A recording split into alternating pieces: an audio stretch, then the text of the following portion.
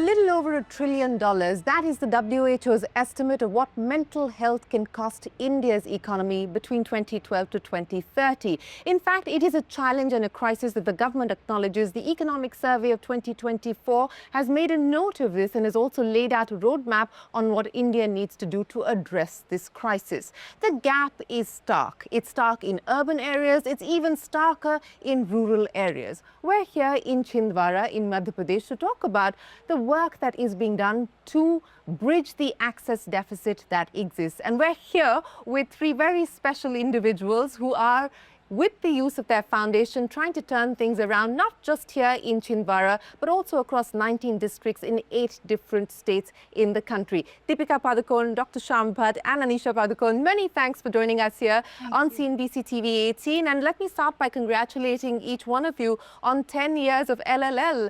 Deepika, let's start with that. 10 years ago, when you decided to channel what was a very passionate but a personal choice for you to have this conversation, mainstream this conversation, which then resulted in the foundation and the work that the foundation is doing. 10 years on, your own evolution in dealing with this issue, but also the work that the foundation has been able to do, what do you make of it? Wow. I still remember that first meeting in my home at the dining table. And it was just the three of us. It was myself and Dr. Shyam and Anna Chandy, who were also the people that I went to when I was seeking help. And I called them over, we sat together and I said, I want to do something for mental health in India. So 10 years ago, who that team was going to be, what we were going to do, how we were going to go about it. If you asked me to think 10 years on where we'd be, and if I don't think I'd imagine us sitting here today. All I know is that it was a deeply personal experience, and just going public with my experience was not enough. I knew very early on that this was something I wanted to share with the world, but also do something more. And then of course it took us a couple of years to sit together and to arrive at where we are today. So whether it's a rural program or a school program or a general practitioners program or just general public awareness, I think all of that has been, just years to the ground, understanding what it is. Of course, even back then, awareness, destigmatizing mental illness. Were and continue to be our focus area. But along with that, if you ask me 10 years ago, if we would do a rural program, I don't know. But, so I think, and we've just been one of those, we also, if I may say, I think there was a lot of skepticism when we started about a celebrity coming out and sharing her experience with mental illness. Was it a publicity stunt? Was she being paid by a pharmaceutical company, if you remember that?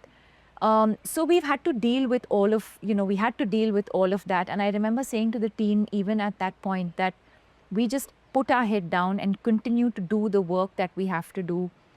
A lot of times, I think, it reached a point where the team was doing such incredible work and still afraid to take credit for it. And then one day I said, you know what, I think the time has come now where we have to start taking ownership of the work that we're doing. Because I think we've proven ourselves. So it's been, I think that has been the journey from people being unsure to finally, to us putting our heads down and doing the work. And I think today now the work is there for everyone to see. And I think there is nothing more gratifying than when we come to districts like this where we actually do the work and, to see firsthand, experience firsthand the change or the impact that we've been able to create. There is nothing more gratifying. Deepika, before I talk to you about the meetings that you've had today, I know you visited homes of people that the foundation's work has impacted. I want to go back to what you said, that there was skepticism about is she doing this for the money? Is she doing this for publicity? But along with that, there was also judgment and scrutiny. In your case, heightened judgment and scrutiny because you are, of course, a public figure and all of this was happening up for public consumption. But it also made me reflect that that's actually what happens to most people who are dealing with mental health issues. Because unlike a fever or a cough or a cold or even more debilitating diseases like cancer, it's not physical. You cannot see, feel, touch it. It's the invisibilization almost of the illness. As you have conversations today, do you feel like the response has changed? That there is now much more of an acknowledgement of the fact that this is not just somebody making stuff up. This is real. Yes, very much. And I think that COVID's made that easier. So I think if anyone had any doubt that anything like mental illness, like doesn't exist, I think post-COVID, I think it's become very clear to people. But yes, I think add to that, I think the consistent work that we have been doing around awareness, around destigmatization. And you're absolutely right that, the illness is such that unlike a fracture, unlike a fever, unlike diabetes, it's not something that you see. So the stigma, or rather what I was dealing with was twofold. One is, should I come, I didn't have any doubt about that, but yes, of course, it was not a common illness that that someone would easily relate to. So that, but yes, I do think that today people talk about it a lot more openly. For example, I think even the fact that the Prime Minister today has, Man Ki Baat or Pariksha Pe Charcha, which specifically focuses on mental health. Or the fact that I think a lot of corporates today have experts coming in, talking to their employees about the importance of mental health. Schools have experts coming in and doing intervention. It may not be a part of curriculum. It may not be something that they do on an ongoing basis, but they do have people coming in.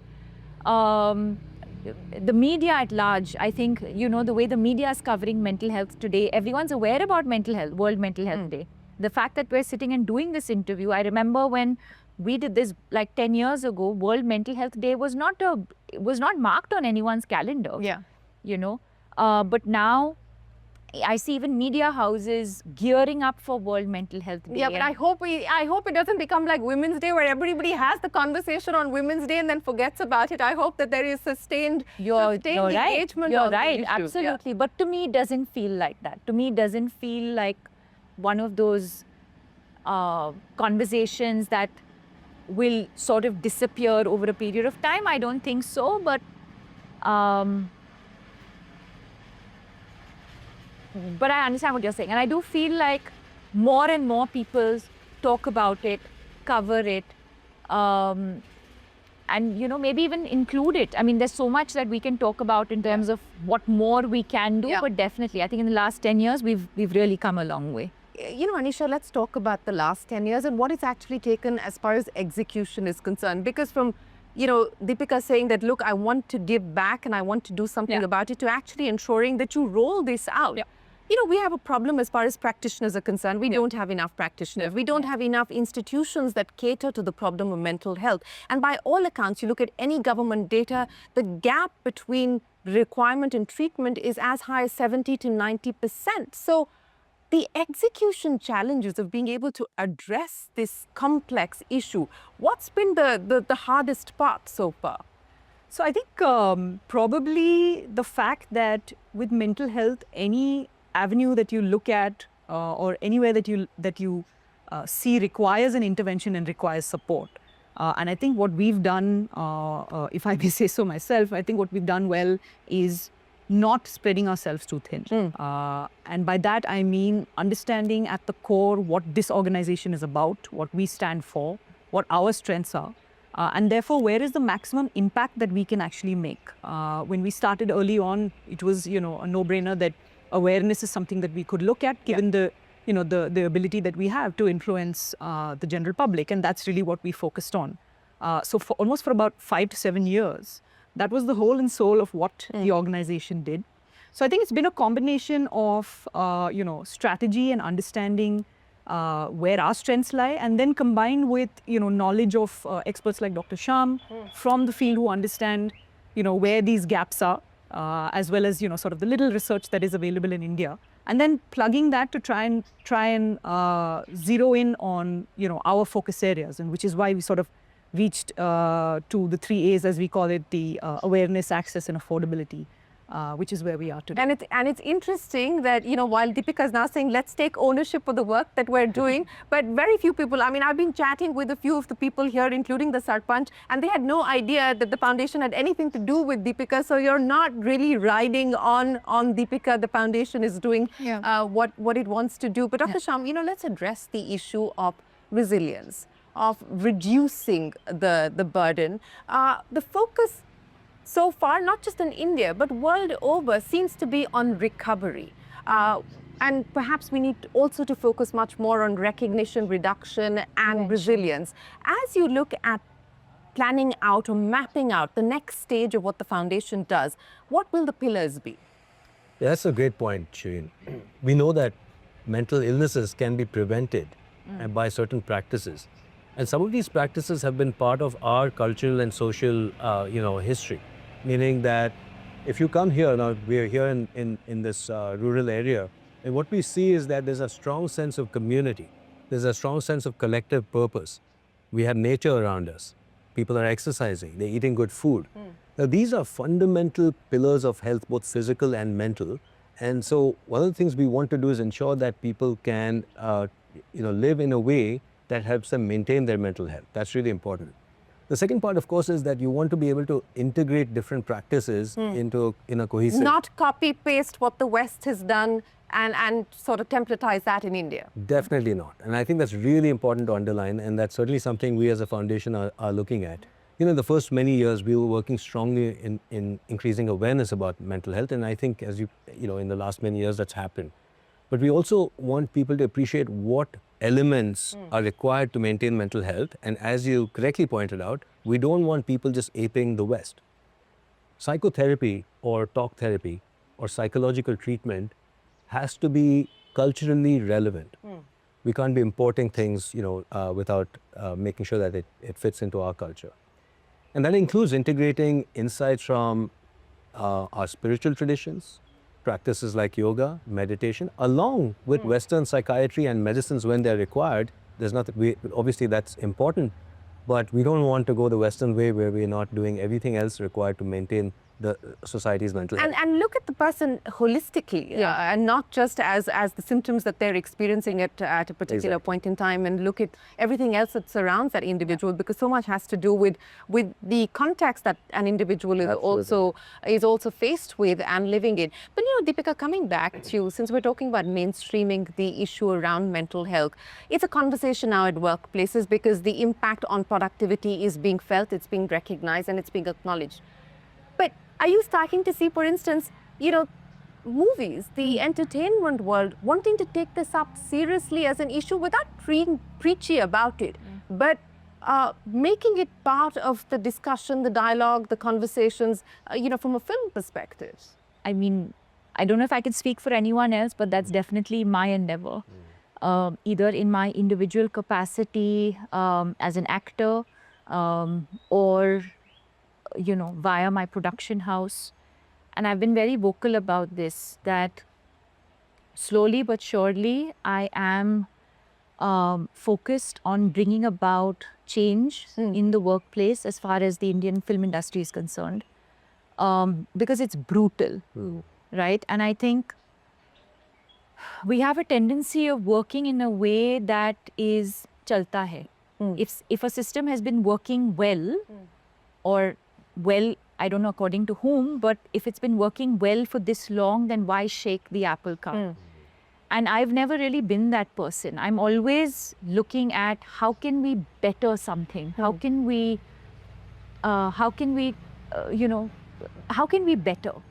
And so I think whether it's our work hours, whether it's our working conditions, whether it's the food that we eat, I think all of this needs to be looked at.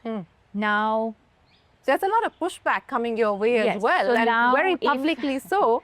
if by virtue of being a woman, if that's coming across as being pushy or whatever, then so be it. But it is no secret that a lot of male superstars in the Indian film industry have been working for 8 hours for years, and it's never made headlines. So why should it be any different for women? I don't know. But you're saying that the lens is different. Yeah, I don't want to take names now and make this into like this whole thing, but it's very commonly publicly known about a lot of male actors who've been working for 8 hours for years. A lot of them work only 8 hours Monday to Friday. They do not work on weekends. Yes, I think the larger issue being that while the Indian film industry is termed as an industry, we've never really worked like an industry. We are a very disorganized industry.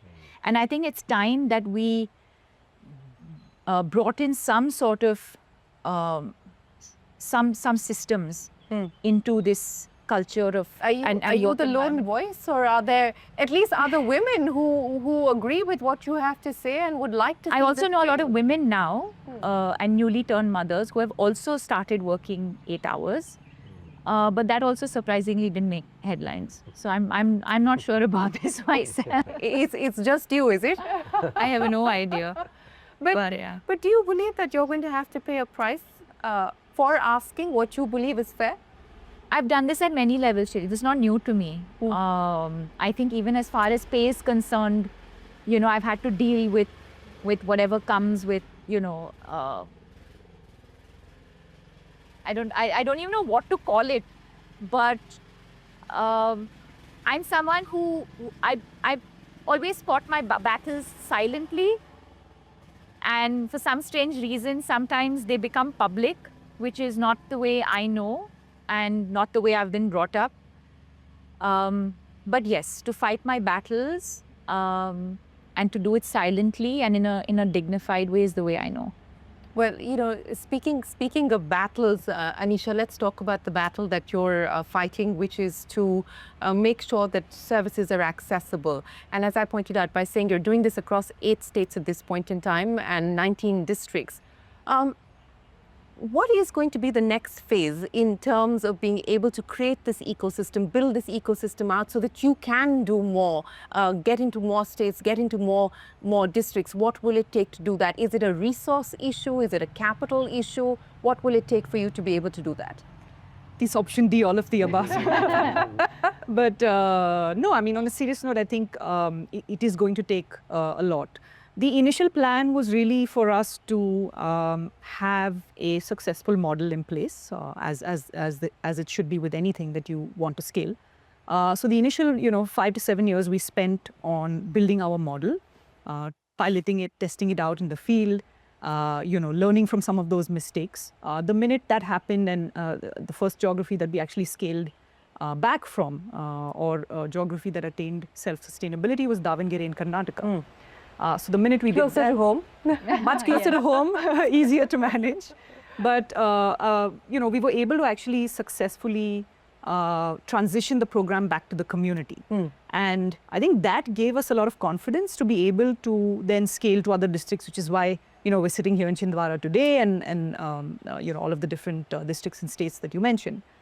So now that we have that in place, I think a couple of factors that it would take for us to scale further.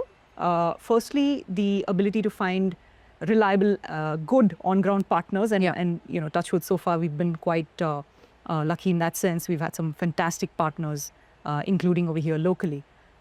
These partners live and reside in the community. They're based on ground, and then they sort of help us create that rapport with the community. As you rightly mentioned, a lot of times, the end beneficiary may not know who's actually involved. As long as the work is happening, as long as people are getting better and treated and recovering, I think that's the most important aspect. So I think that's one. Capital, of course, is something that you mentioned, so I must sort of plug that in there if I can. Plug. Fundraising. Has it been easier to raise funds? I would say it got a little bit easier, unfortunately, after COVID. I'm saying unfortunate because it's unfortunate that we had to have something like COVID. We had to go through a pandemic for people to recognize realize and recognize it. It's gotten a little bit better. I think just in order of priority, education sort of still remains the number one, at least where CSR is concerned, and even within healthcare is probably number two. In my opinion, within healthcare, mental health is still lower down the rung, but maybe after COVID, it's sort of risen up. So it's going to take a lot of these factors outside of that, just sort of our own ability to scale. But I think most importantly, creating that model that we have for people to be able to replicate, whether it's Live, Love, Laugh or any other organization. I think the ultimate aim would be for this model to also be used outside of mental health, because the core of what it is a community-based model, which exists, of course, in any rural area or geography. And so hopefully, we can crack it further where mental health is concerned, and then apply it to other health-related. Absolutely, and there's no reason to have to reinvent the wheel over and over again. But coming back to this Indian model that we were talking about, and I ask you this in the context of the big buzzword around AI, and everyone seems to think that AI is going to be this magic wand that's going to address all issues, including mental health. And we've seen what's happened with ChatGPT, and the unfortunate incident that's taken place, and the guardrails that are likely to be put in place or voluntarily are being put in place at this point in time. What's the role that you believe technology can play in being able to scale? So clearly we need to find a way to scale, and clearly there's a lack of human resources in this sector, right? Like you said, we have a huge shortage, a vast shortage of mental health professionals. Where AI is today, though, and let me be clear, it can't be your therapist, It cannot be your therapist at this point. At this point, yeah. And the reason is, and actually when you talk to ChatGPT, you start appreciating a couple of things about therapy. What ChatGPT is really good at is making you feel good and telling you you're right. ChatGPT is very sycophantic. Whatever ideas you have, it validates. And if a person is suffering from some mental illness and they have certain ideas which need challenging, ChatGPT at this point does not do that.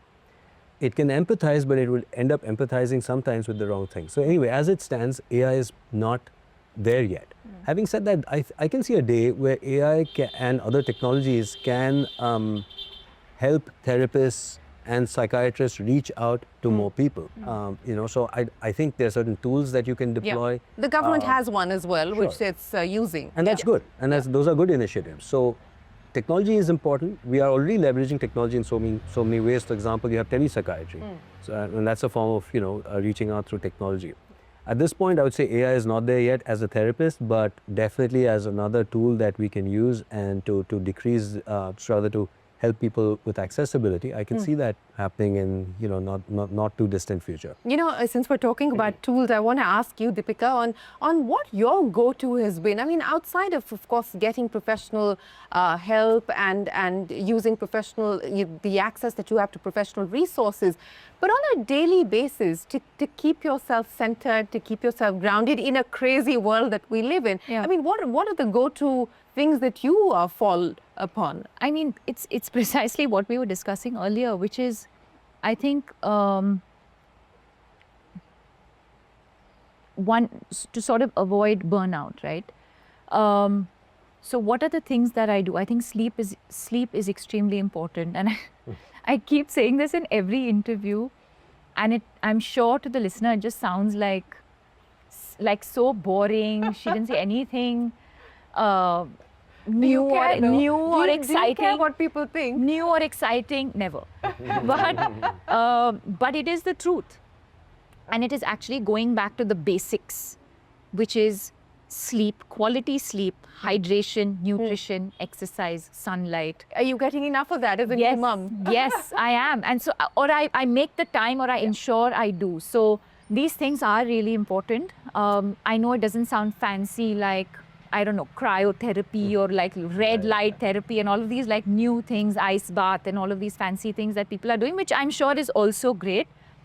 But really, it's going back to the basics, like he says, spending time in nature, breathing, yoga, meditation, sleep, hydration, nutrition. And when we say food or when we say nutrition, we're not talking about fancy meals.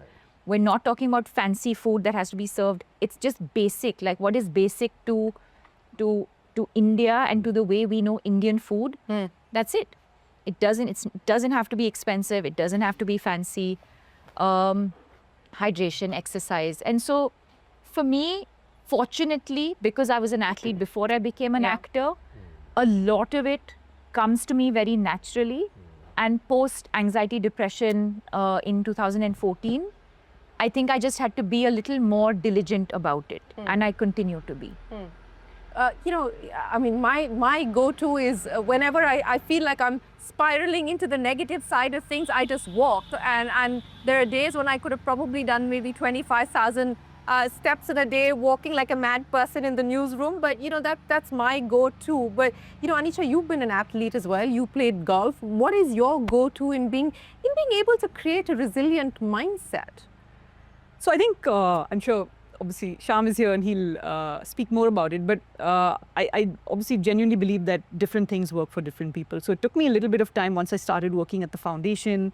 Once Deepika, of course, had her experience, got me thinking that maybe I should start prioritizing my mental health. You all think, everyone thinks that they're already doing it. And I realized that because of my journey as an athlete, movement is medicine for me. And therefore, any form of physical activity is something that is probably my number one. So I can't go too many days without doing something or the other. And even if I don't get enough time, like you said, just a walk or just, climbing stairs or something, just to get the heart rate up. So I think that's number one for me. Then, of course, sleep and all of the other things that you mentioned. And because I spend a lot of time on devices during the day with work, I try and cut out a certain amount of time every day away from my device.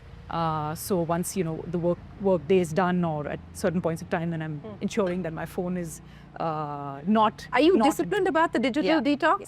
You are. Because post Anisha, the CEO hours, if I try and call her, there's a couple of hours. What are the hours? What are the hours? Usually like 6 to 8-ish. And she won't take your call after that? Usually not. And she that's her time away from her phone. And yeah. I think everyone who's close to me, around me, knows that this is broadly, if I don't take the call at that point of time, it's my me time. And could be doing I could be in the gym. Right. I could be just, relaxing by myself. But yeah, I actually physically distance myself from my phone. Because if it's there, able then to do that, I'm not able to do that. No, because if it's next to you, if my phone is next to me, I'm going to pick it up, and then I'm doom scrolling. Yeah. So then I try and just sort of. So have you gotten better at it, or have you failed at it? No, I can spend hours away from my device. I'm not addicted to my device at all. But the difference between the two of us is that she can vegetate. Like, she can actually sit in one place and stare or read a book or just sit in one place. For me, I can't sit in one place. I still have to be productive. Now, genius over here is already decoding that.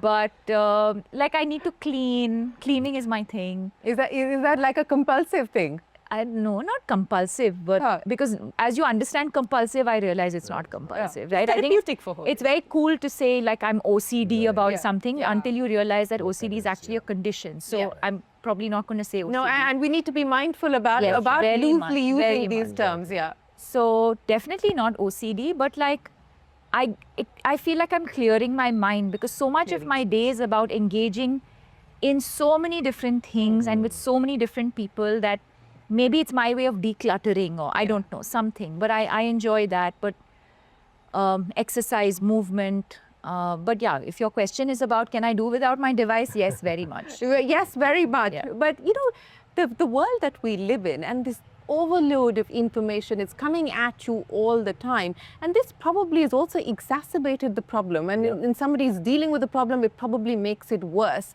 So, to young people especially who are watching, what would your advice be?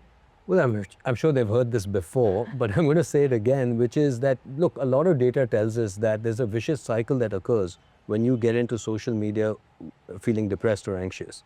You start using it to sort of soothe yourself, you're scrolling, but that worsens your mood, and then you get into that Because cycle. everybody else's life looks perfect, and yours you feel isn't. Well, one is the content, two is the process of doing it. Even if the content was motivational and beautiful, just you sitting in front of the phone, looking at short form content is scratching an itch that never gets satiated, So anyone who finds themselves doing social media, they need to snap out of that for a moment and ask themselves, how am I feeling underneath this distraction. For a lot of people, they're feeling stressed, they're feeling anxious, and you have to replace that with something. And Anisha and Deepika are great role models, you know, because they both live very busy lives. And so anyone watching, if you're busy and, you know, there are people who are at similar positions of stress and busyness who I think, you know, figured out how to have a balanced relationship with your phone. So to any young person, I'd say, listen, use technology, don't let technology use you. And you're the generation that is probably going to be even more, you have to interact with technology. We're talking about smartphones today, but you know, where the world is going, we're going to have smart glasses. We already have them. We already have them. We have them. And a bunch of them actually exactly. now. So you're not going to be able to get away unless you, within yourself, know what you need to do to take care of your inner world. So I think that's really important for young people to know. You know, through the foundation and the work that you've done, and you've been visiting people here this morning in Chhindwara, you were talking about why that felt so gratifying, because it was almost being able to see the work that you've done for yourself. What was it that they were telling you? What did you pick up on those conversations that you had with the villagers here in Chhindwara? I mean, I think what was very evident was, I think the issues that we identified and the problem that we were trying to solve, I think we were able to bridge that. And I think that's what we heard, right? So person A has some form of medical condition, first goes around, what are they called? Soothsayers, faith healers, sort of that route. Or surprisingly, a lot of them actually might have even skipped that and straight away went to, like, say, a general practitioner, for example, or like for a specific ailment, like पेट में दर्द हो रहा है या हाथ में दर्द हो रहा है, whatever, like whatever those symptoms are. So you get like a full body analysis done and the doctor's like, everything's clear. So one is, I think, the person with mental illness agreeing to get checked, right?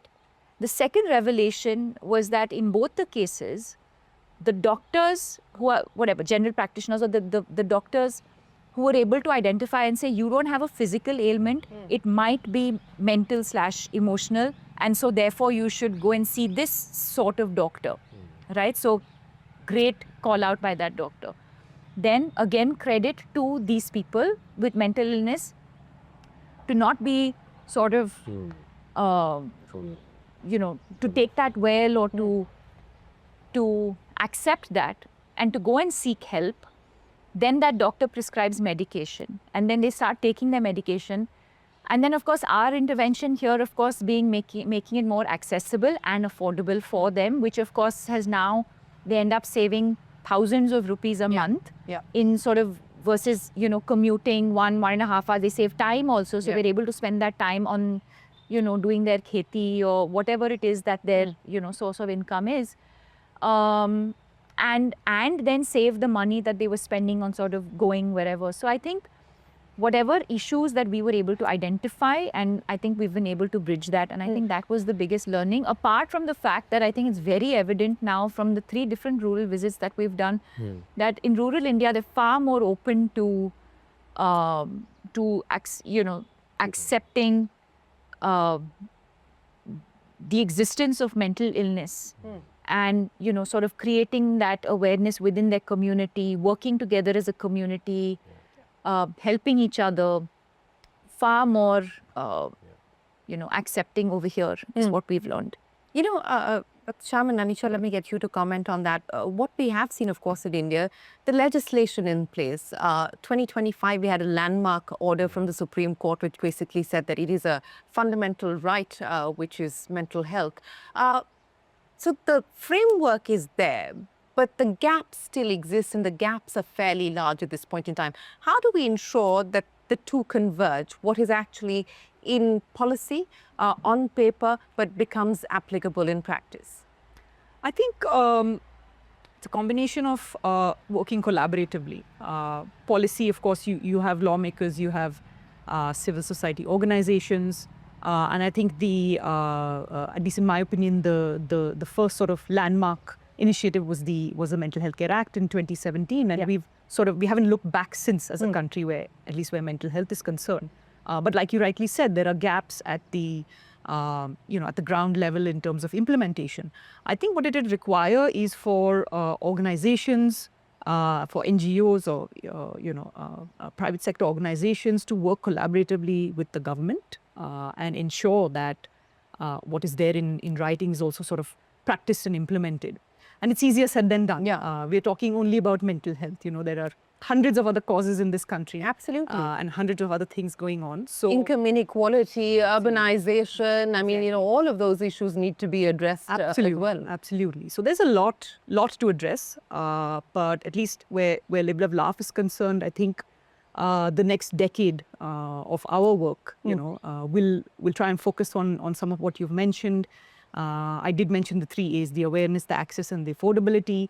But I do think advocacy is an area that we have a very unique ability to make a big difference in, and hopefully we can sit here 10 years from now, have another interview and have done a lot of things in this space. And talk about new milestones or fresh achievements. But as you look at the road ahead and you look at the next 10 years and what you want to achieve, outside of capital, which each one of you has said that fundraising is ongoing and is perpetual.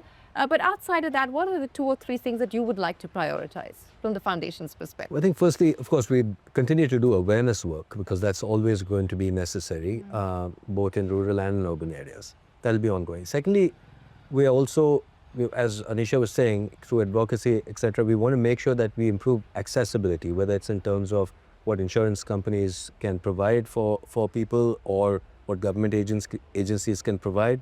How can we help increase the number of mental health professionals who are coming into practice in our country? And then how can we standardize practice? Because right now there isn't a single regulatory body which examines the practice of psychotherapy and ensures there's some regulation around it. So I think that's an important aspect as well. And then culturally appropriate, relevant therapies for India. That's really important in my opinion.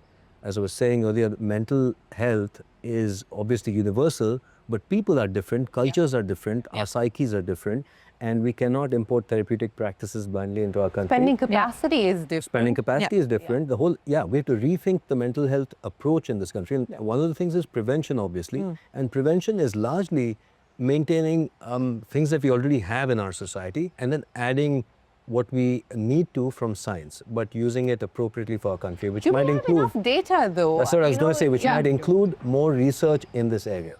For example, there are a lot of treatments from Indian medicine, from our culture that haven't yet been adequately validated. We need to do more research about that. We need to do more research about the kinds of therapies, psychotherapies that would work for India. So absolutely, we need a lot more data because a lot of data is on Western populations that may not have much relevance to our population. Is that something the foundation may want to explore, getting something into? we're already doing. We are. Absolutely. I mean, I can give you an example. I think, like Dr. Shyam was alluding to earlier, the ability for, at least in rural areas, to have the backing and support of a community. And as we're doing with the community-based mental health program, if you look at the need gap in the country as well as, compare the number of people suffering from mental illness as well as the number of professionals, we're probably not going to, cover up that gap for a long time to come. And so what are the other types of interventions, can we learn from other organizations that are doing similar work? And so the community-based model is something that we, back in 2016 identified can apply culturally to India. And that's what we're seeing on the ground, the power of collaboration, working together. You have beneficiaries, you have their caregivers, you have the ASHA workers, you have district level administration, you have sarpanches. So the whole sort of rural community coming together. I'm not sure if something like that would work in urban areas because it's, we're sort of moving towards more nuclear families. And but I think largely India is still a collectivist society. So I think that's something we could, tap into. And this is an example of what we are seeing here in Chinwara, where it's one psychiatrist who visits, but we have the ASHA workers, we have local counselors, peer counselors, and they have transformed the mental health of this community with, we have reduced the need for psychiatrists, leveraging all the other resources that this community has. And that's amazing to see a community that's empowered through knowledge, awareness and motivation and a sense of community. You know, it's amazing. Absolutely, and that's one of the ways of being able to bridge the large deficit that we have in Absolutely. terms of practitioners. But Deepika, I want to go back to what you said, that you like challenging the status quo, that you consider yourself almost a disruptor in many ways. But it couldn't have been easy. I mean, you know, it's one thing today, you are one of India's biggest brands, one of the biggest brands globally as well. You have the money to speak up, and that brings with it power and authority. But how did you find your feet? How did you find your voice? What did it take for you to be able to get here, to get to this position of calling yourself a disruptor and a challenger, so to speak? I don't know if any, I think I've always been like that. I can actually take that if you're okay. So I have, in cricket, if I can give you a Yes, cricket analogy, please. I'm the non-striker who's watching her on strike batting, right? Yeah. So, and I see this similarity between her and my dad. I think they have the ability to break out of their comfort zone when required, and sometimes even before someone else realizes it. So I think, you know, my dad did that in his career. Yeah. He moved to his training base from India to Denmark in the 80s or late 70s, which was absolutely unheard of. And I think she's done similar things as well at various levels. So I would actually put that as sort of number one. And then secondly, I think just the ability to constantly reinvent, whether it is, you know, in terms of the craft itself, or understanding the requirements. I mean, we don't come from a film family, right? So today, you know, if I step on a film set, I don't know what is going on. So Except I can that imagine. you were very good with all the cameras here this afternoon. You knew exactly which one was doing what. I've done enough of these interviews. But, you know, I can just imagine, you know, for her to say, I want to be an actor, and then stepping on a set and not knowing anybody or not knowing what's going on. So basically just having to learn everything from scratch. Yeah, right? yeah. Being thrown into the deep end. Thrown into the deep yeah, end. So yeah. Coming back to the first point that I made, which is just fearless and ability to step out of your comfort zone. And if I may add, I think also for me, this deep need to be ridiculously honest and authentic. Yeah. Even if it means I make mistakes, or I say things that people don't agree with, or walk a path that, you know, that people have not. I basically have no.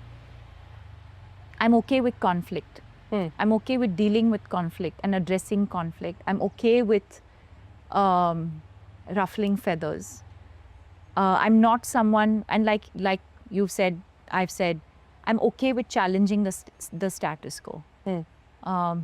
Because I've just always been like that as a child. I've never been someone who will just see something for the way it is and just be okay with it. If something's okay, it's okay. That's great. But if I can see that something can be different or can be better, even if there are systems that have been age-old, I'm okay to ruffle those feathers. And feathers are being ruffled indeed. But, you know, we just heard from your sister here that you also like reinventing yourself, and you've done a fair amount of that. I mean, you're now what, activist, philanthropist, entrepreneur, and of course continue to be an entertainer. What next as far as Deepika Padukone is concerned? I mean, right now, just motherhood, you know, which is so gratifying and beautiful. And but it's, Shireen, is also not like I sit there saying, today I'm going to read. I'm going to reinvent myself. It's been 6 months. What's calling out to you? What's calling out to you today?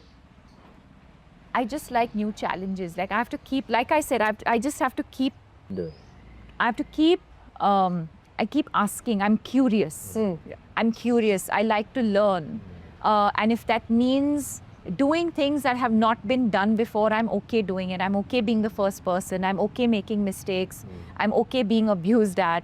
You know, I'm okay with all of that because I just feel like I need to keep reinventing, pushing the But how boundaries. does the abuse that not get to you? How do you ensure that that doesn't get you? Because for a lot of people, and especially if you're constantly being scrutinized and judged in the public eye, it does get you. How do you ensure it doesn't get to you?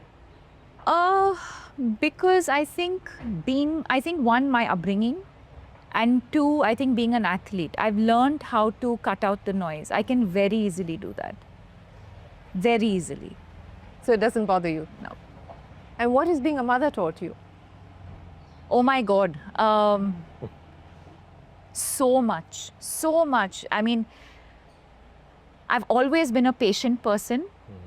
My tolerance levels are and patience levels are, but I think it teaches you patience. And it pushes you out of your comfort zone, and it's pushed me out of my comfort zone in so many ways. It's made me more social. I've never been a social person.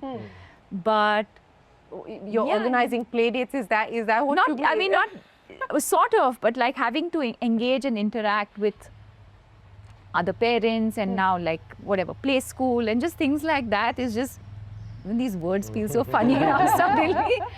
But I just think that motherhood really pushes you out of your comfort zone in a good way, at least for me, in a really good way. And I've always wanted to be a mother. I wanted to be a mother from the time Anisha was born. So if I may say, I'm probably playing the best role of my life now, and enjoying every bit of it. Well, that's wonderful to hear. But we're here talking about your other baby, which is LLL. So let me end by asking each one of you what the aspiration and the ambition is, and the audacity of hope that you have as far as LLL is concerned. I'm going to share my new analogy with you today. Go for it. Because I've been for 10 years articulating my dream for LLL and mental health, more than LLL, my dream for mental health in India. But today when I was on my way here, I was like, boom, I think this is it. Which is... That's it, the cameras are rolling, go for it. Which is, my dream for mental health in India is what gully cricket is to India. You know what I'm saying? So, in the way that gully cricket today is gully cricket, it's like so accessible, it's affordable, it's everywhere. You go to urban India, you go to rural India, it's everywhere. My dream for mental health in India is that every nook and corner has quality, so you have access, there's quality care and affordable care. I think that really is my dream for mental health at large for this country. So gully cricket analogy. Anisha, are you going to go with a cricket analogy? Are you going to go with a golf analogy? What are you going to go with for your ambition? I'll probably go with a execution analogy, which is how do you translate gully cricket onto the field? Yeah, because that's what you've got to do, right? But no, I think like I said earlier, Shireen, it's been an absolutely gratifying journey. But things don't stop here. I keep saying that we've only scratched the surface. When I say we, I mean Live, Love, Laugh and mental health for India as a whole. There's so much more that needs to be done. There's, like I said, every avenue that you look at, you need interventions, you need support. But I think it's also important that everyone understands their role and sort of, gets to doing what has to be done. Where Live, Love, Laugh is concerned, we have decades left. And the good thing is we've understood from day one that this is a marathon, it's not a sprint or a race. So I don't think we've looked at it as, let's get this done in 2 years. We knew from the beginning that we're in this for the long run. So I think that remains the same, and that helps the overall sort of journey. But yeah, absolutely. So continuing with the sporting analogies, we've added running to the mix as well. Dr. Sham, I'll give you the closing words. I'm going to go with kabaddi and yoga. Okay? My point is, look, I'd love to, firstly, great 10 years, looking forward to all the work we're going to do in the next decade. And I first have to thank Dr. Sham for hanging in there for 10 years with us. No, it's been amazing. As I said, I don't want to go back to the 10 years, but I still remember that day 10 years ago, and it's amazing to see how far we've come. To me, I would love to see our country mentally thriving and resilient in a way that no country in the world has been able to do except perhaps India in the past. Which is to say that every country that develops economically and technologically suffers mentally and socially. I think we can be very different in this country. We can be different by integrating insights from Western science along with perennial insights from Eastern philosophy and our healing traditions. That's what I'd like to see. Our country being thriving and being a role model for the world. We should, far from us learning anything from the West, we are going to be exporting our ideas for the benefit of the world once, of course, India is thriving and mentally resilient, which I'm sure it will. Well, what happened to kabaddi and yoga? I was waiting for that analogy. You'll see the world playing kabaddi, and they're already doing yoga. So that's what that's when you know that India is finally acknowledged as the power that it is in the fields of mind and body and mental health. Well, we do hope that we find that convergence, and we do find our own unique approach of being able to address this problem, which is a crisis and a complex challenge that India has to grapple with. It has social consequences, of course it has health consequences, but it has economic consequences as well. Deepika Padukone, Dr. Sham and Anisha, thank you so much for joining us here in Chhindwara. We wish you the very best of luck for the next 10 years as far as LL is concerned, and may you continue to thrive, and may we all continue to flourish. From all of us here on the team on Mind Matters, an invitation to well-being, thanks very much for watching. Take care. We'll see you again next week, same time, same place.